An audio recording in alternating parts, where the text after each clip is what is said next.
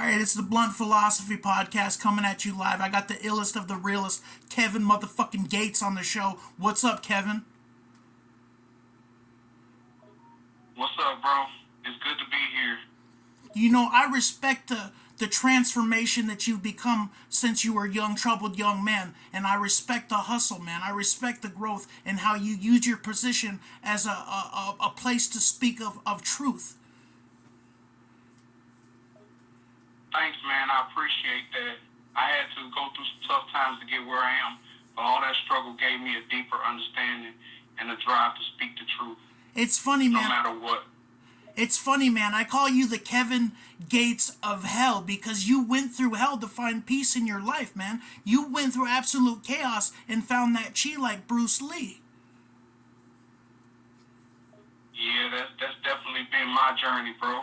I had to go through hell to find some peace, but I feel like my experiences made me stronger and more resilient.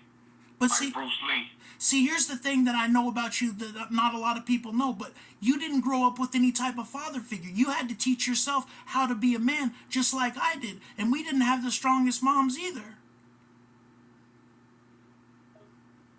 That's right, bro. I grew up without a solid father figure and had to figure things out for myself, just like you did. Both our moms weren't perfect either, but we somehow made it through and became men. I'm saying we had to teach ourselves what a man really means instead of just following suit in the inspirations of our fathers.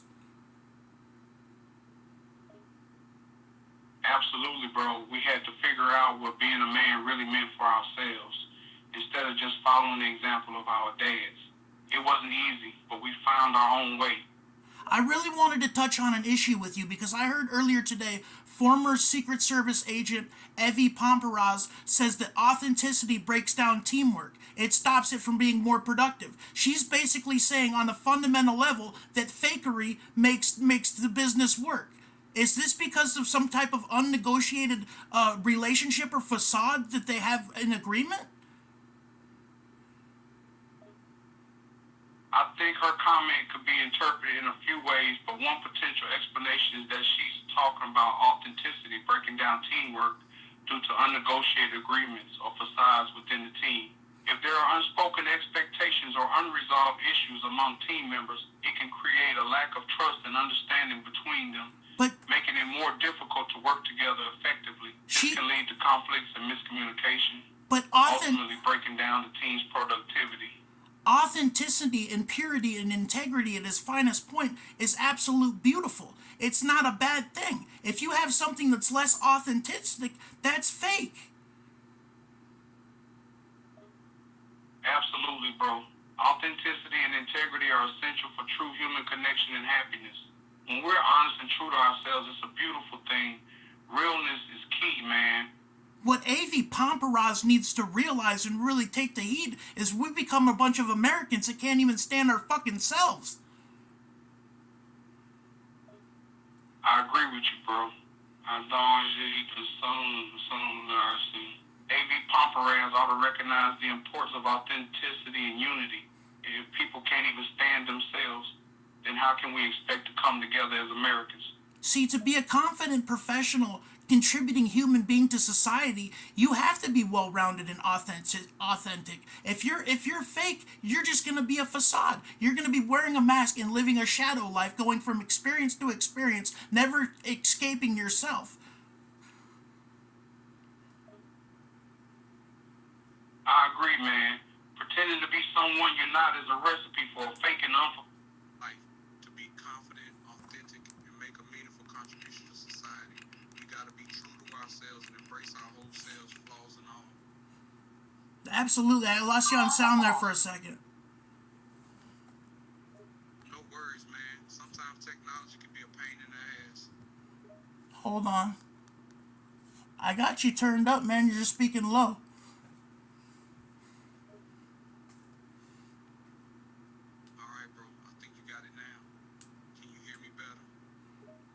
Hold on, let me set the Bluetooth up.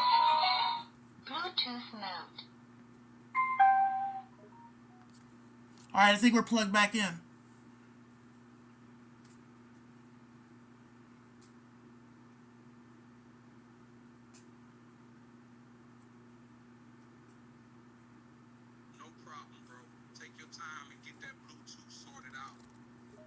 Man, you're so quiet right now, bro.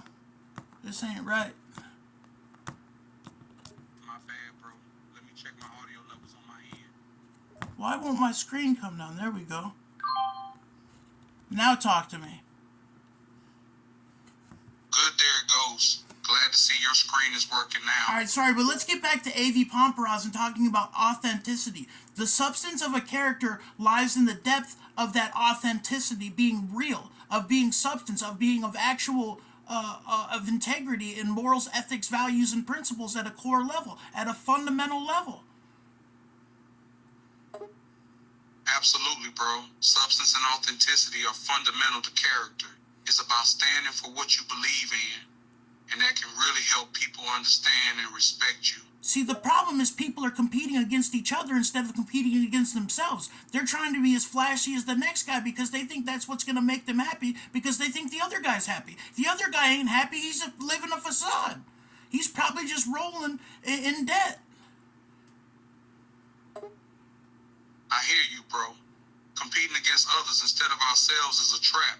People get caught up trying to keep up with the Joneses, and it's a never-ending battle. And yeah, those flashy folks are likely drowning in debt, just putting on a show to hide their true struggles. But do you see the disparity and the depravity of Ava Pomparaz saying that she can't stand herself to come to work as an authentic person, that she has to be fake, and that she thinks that's the legitimate way to go? There's something wrong there. Yeah, I definitely see where you're coming from. It's alarming to hear anyone, especially A.V. Pomparaz, saying they have to be fake, and that's the legitimate way to go. That's a clear sign of something being seriously off. You know, I can understand being detached and being professional and being competent and precise and direct. I can understand that. But being less authentic, that's not the way to go. She has no idea what the fuck she's talking about. And it's clear as day. How she ever made it as a Secret Service agent is fucked up.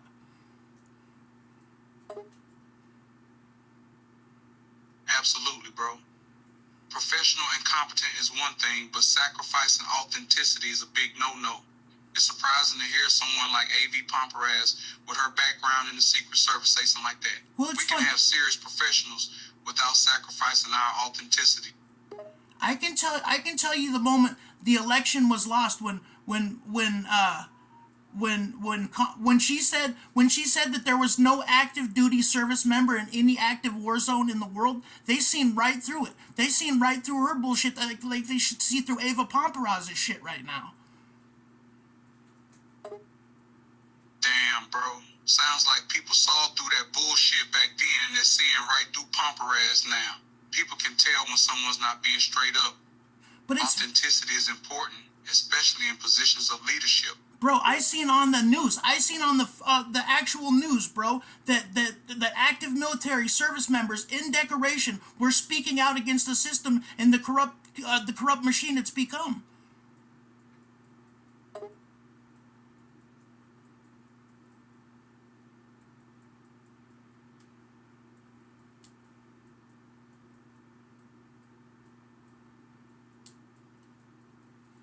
Come on, baby, don't leave me hanging. Hold on, we lost Kevin. Kevin, what I'm saying, man. Yeah, I've seen that too. Military people speaking out against the system, questioning the machine. It's some real stuff, man. Yeah, bro. Well, think about it, man. Go ahead. The whole system, right? People, what they don't want to hear is people are modern day psychological slaves. They are slaves to money, slaves to debt that they have incurred, and they're tied down to materialistic possessions. They don't live off the land. They don't have a concentrated, self-sustaining system. They are not fluctuating correctly.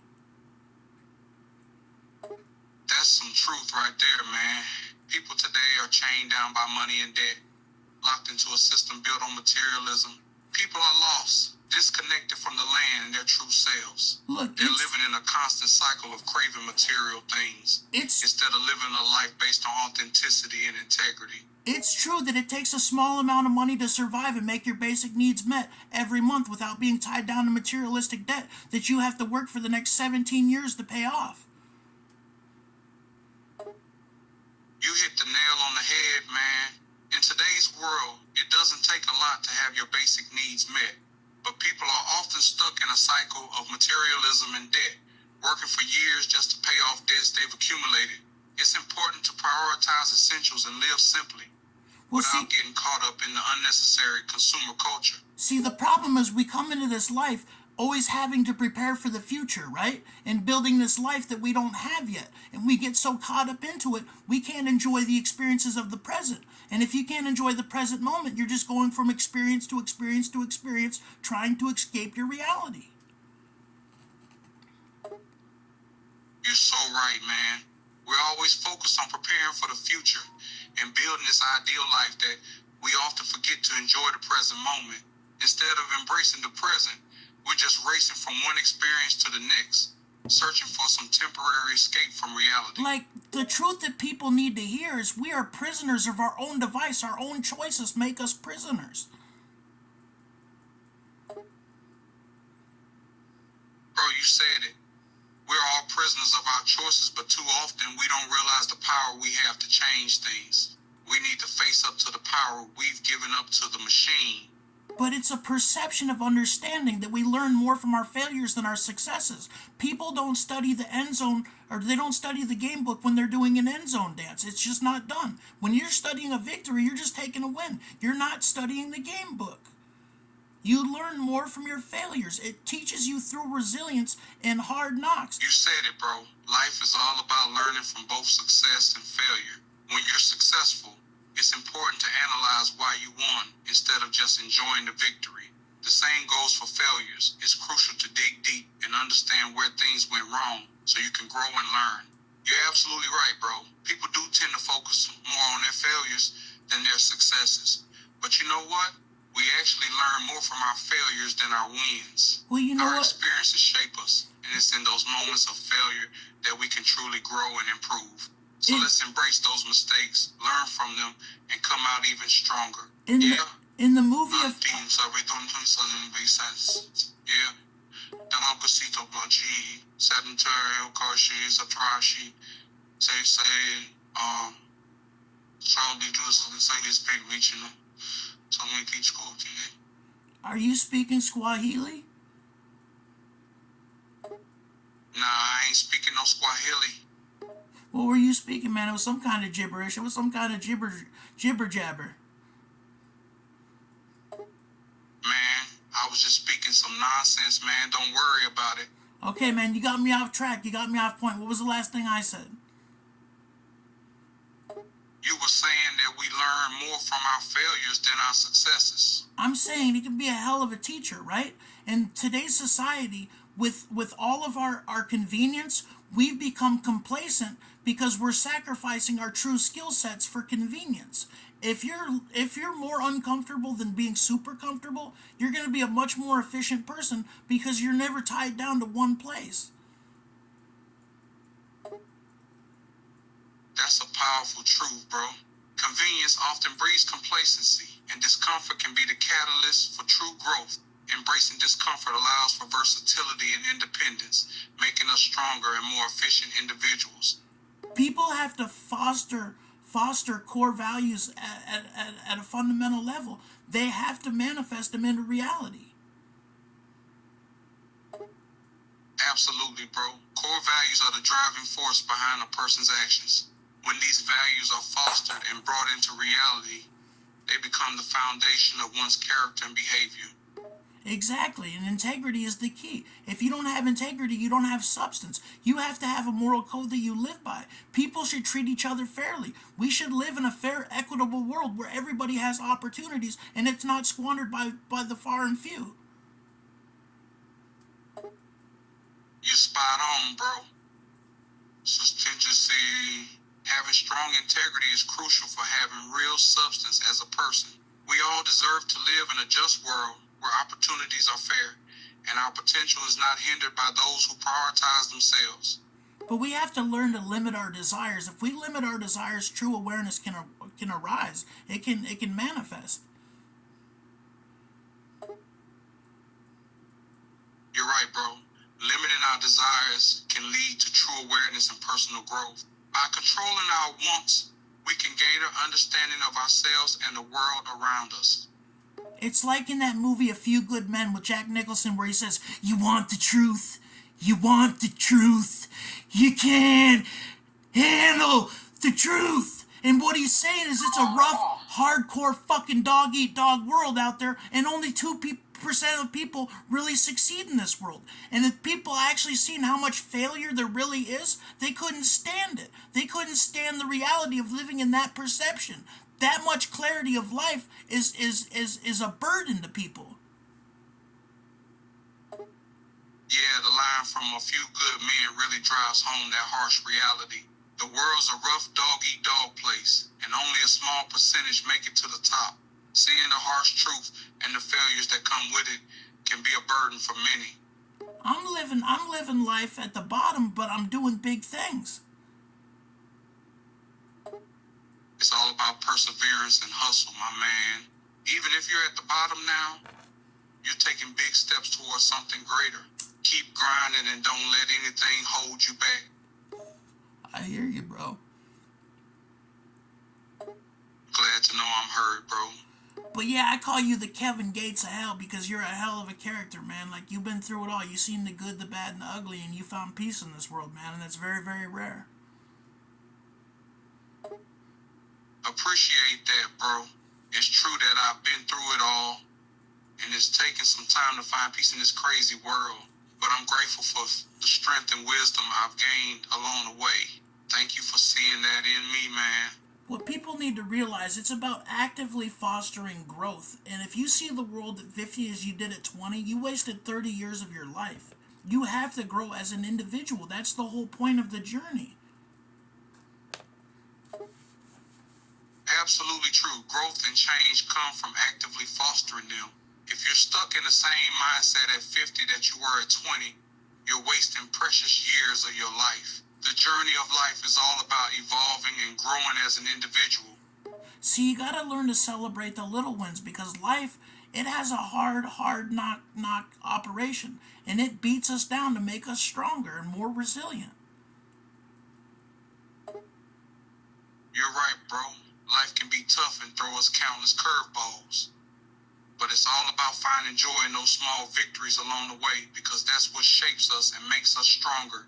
Life may knock us down, but it's up to us to stand back up even stronger. I've always noticed humbling experiences after I have ideas of grandeur or seeing myself as a better person. As soon as I see myself as a little bit inflated, life just takes me down a peg, man. It just fucking humbles me.